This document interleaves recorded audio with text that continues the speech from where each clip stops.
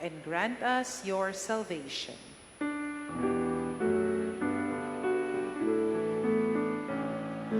Alleluia, alleluia, alleluia. My dear sisters and brothers, the Lord be with you. And with your spirit. A reading from the Holy Gospel according to Matthew. Glory to you, O Lord. When Jesus had come into the temple area, the chief priests and the elders of the people approached him as he was teaching and said, "By what authority are you doing these things? And who gave you this authority?" Jesus said to them in reply, "I shall ask you one question, and if you answer it for me, then I shall tell you by what authority I do these things. Where was John's baptism from? Was it of heavenly or of human origin?" They discussed this among themselves and said, "If we say of heavenly origin, he will say to us, 'Then why did you not believe in him?' But if we say of human origin, we fear the crowd, for they all regard John as a prophet." So they said to Jesus in reply, "We do not know." Jesus himself said to them, "Neither shall I tell you by what authority I do these things." My dear friends, the Gospel of the Lord. Praise to you, Lord Jesus Christ. Please be seated for a while. Again, my sisters and brothers, good afternoon. Good afternoon, Father.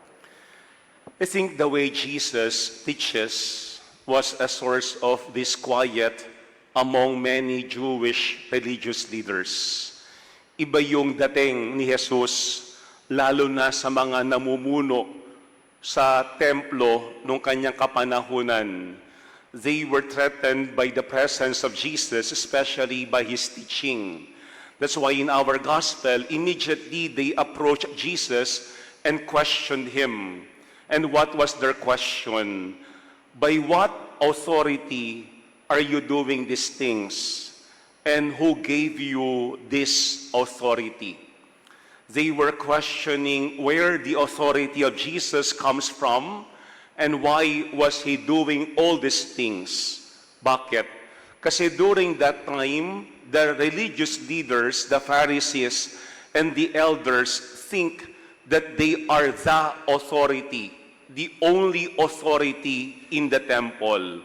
Walang ibang merong kapangyarihan na mamuno, mangaral, magdikta sa templo maliban sa kanila. And when they saw Jesus preaching in their temple, they've asked him where he got his authority. Pero let us look at our gospel. Instead of simply answering their inquiry, Jesus also asked them a question. At ano ang sabi ni Jesus sa kanila? "I shall ask you one question, and if you answer it for me, then I shall tell you by what authority I do these things. Where was John's baptism from? Was it of heavenly or of human origin?" These people were then put in a dilemma. Kaya nga in our gospel, we've been told that they discussed this among themselves. Ayaw nilang mapahiya sa harapan ni Jesus. Because the moment that they say that the authority of John to baptize came from heaven, then Jesus would tell them, "Why did you not receive baptism coming from John? Why did you not believe in the teaching of John?"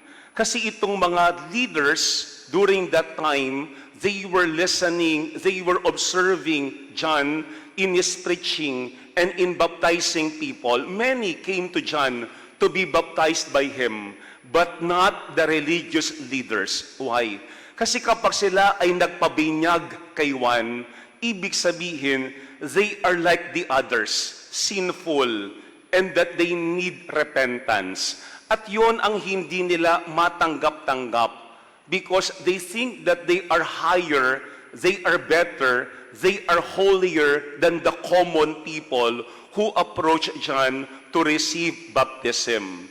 Pero kapag ang kanila namang sagot was that the origin of John's baptism was merely human, definitely may mga tao who would go against them because they love John. They love the preaching of John. And there were also people who were following John. Kaya nga ano ang kanilang sagot kay Jesus? Simply, we do not know. We do not know. Hindi sila makapag-decide. Why? Kasi ayaw nilang ma-corner ni Jesus at ayaw nilang masaktan yung mga tao na may paniniwala kay Juan. Pero look at what Jesus had told them. Ang sabi ni Jesus is, neither shall I tell you by what authority I do these things. Alam nyo, napakadali namang sagutin ni Jesus kung saan galing yung kanyang authority. He could simply say, I am indeed the Son of Man. Pero bakit hindi niya sinagot ng derechahan yung mga religious leaders, the Pharisees of his time? Ano ba yung kanilang problema talaga? Ito yung kanilang problema, stubborn blindness. Stubborn blindness. They were not only stubborn, but they are blind. When you say blind, they couldn't see who Jesus is. They couldn't acknowledge that Jesus is someone who simply has no authority, but someone who is the authority. Hindi lamang siya nakatanggap ng kapangyarihan. Siya mismo ang kapangyarihan. And Jesus is not only preaching a message, but Jesus is the message itself. Siya mismo yung mensahe. Siya mismo ang mabuting balita. Kaya these Pharisees, these religious leaders, they were blind. And at the same time, they were stubborn. They would not accept any answer coming from anyone like Jesus, whom they think is lower than them. Kaya nga ano ang kanilang thinking about this Jesus? He is simply a son of a carpenter. He couldn't have an authority because he is not like us, trained in the temple. Wala siyang pinag-aralan, hindi katulad namin. Kaya yan ang problem ng mga leaders during a time of Jesus, stubborn blindness. Think ko until now, may mga taong ganoon din. Stubborn blindness. Ano yun?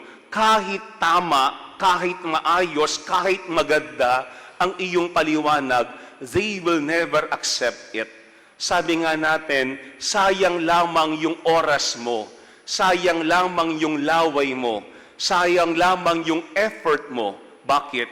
Ano man ang iyong sabihin, ipaliwanag mo man sa kanila ang lahat ng mga bagay na yan, they will not accept. They will not listen. Why? Because they do not want to understand. Ayaw nilang intindihin. Ayaw nilang tanggapin. Hindi ko magandang paalaala yan sa atin. Kasi baka may mga pakakataon, we are also disappointed when a family member of ours or a friend doesn't really want to accept our explanation. Baka kasi ang problema ay hindi malinaw yung ating reasoning. Kung hindi baka ang problema mismo ay sa taong merong katawan. Because the person who is asking is not really open, is not really sincere, but that person is only trying to find fault in us. Baka itong mga tao lamang na ito ay naghahanap lamang ng butas na kanilang pwedeng gamitin na laban sa atin. Pero alam po nyo, maganda yung ating gospel because these people who quote-unquote have authority, who are questioning the authority of Jesus. Alam po nyo, yung word daw na authority came from the Latin word auctoritas. In verb, ang salita na ginamit ay augere. When you say augere, it means to increase, to make bigger. Kaya yung person daw with authority is not just someone who wields coercive power over others. Kasi ang ating laging tingin is if you have authority, people should simply follow you. People should simply obey what you say without any question. Sila'y sumusunod lamang. Pero when we say augere, to increase, to make bigger, ano ba ang ibig sabihin noon? To exercise genuine authority is not to control the other, but to become an agent in releasing the potential in the other person. Maganda yung part na yun. Being an agent in releasing the potential in the other person. Kaya kapag ikaw ay merong authority, hindi mo lang pinapasunod yung iyong kapwa. Kapag ikaw ay merong authority, ikaw mismo ang gumagawa ng paraan para makita ng iyong kapwa yung kanyang potensyal. At ikaw mismo na merong power or authority, kinakailangan sinusuportahan siya para siya mismo ay mag-improve, para siya mismo ay magkaroon ng achievement sa kanyang buhay. At yan ang problema ng mga leaders during the time of Jesus. Yung power, yung authority, sila lamang ang nakikinabang, sila lamang ang umaangat, sila lamang ang dapat masunod. Kaya yung lahat na nakapalibot sa kanila, ang inaasahan lamang nila ay sumunod. Pero iba si Jesus. Around Jesus, all these people had improved their lives. Sa paligid ni Jesus, ang lahat ng tao nagkakaroon ng pagbabago. Ang lahat ng tao nagkakaroon mismo ng pag-asa. Maybe we also have to ask ourselves, how do we exercise the authority entrusted to us by God? As parents, as friends, or baka maaring as boss in a company. Ano ba talaga yung ating tingin when we say authority? Kasi baka minsan ang tingin natin when we say authority, simply people would obey us and would say yes to us. Pero for Jesus, it's different. Because the authority of Jesus comes from the Father. His authority is out of love. That is why His authority is also empowering the other. Sana tayo din, gamitin natin whatever authority entrusted to us by God to help other people improve their lives. Mga kapatid, hindi lahat ng tanong kailangan sagutin. Kasi kapag yung taong nagtatanong ay sarado ang kanilang puso at isipan. Amen. The question today in our gospel was on authority. Authority. Siguro yun ang magandang paalaala sa atin. Sana hindi umabot sa ating utak, sa ating isip yung authority. Kasi pag nasa ating isip na yung authority, we will always question the authority also of other people. We will always think that we are above the rest. Pero maganda yung ginawa ni Jesus because the authority that He has from the Father, which is given to Him out of love, is being used to help others. Sana kapag meron tayong authority, gamitin natin ng tama. Hindi lamang sa ating sarili, kung hindi para sa ating kapwa.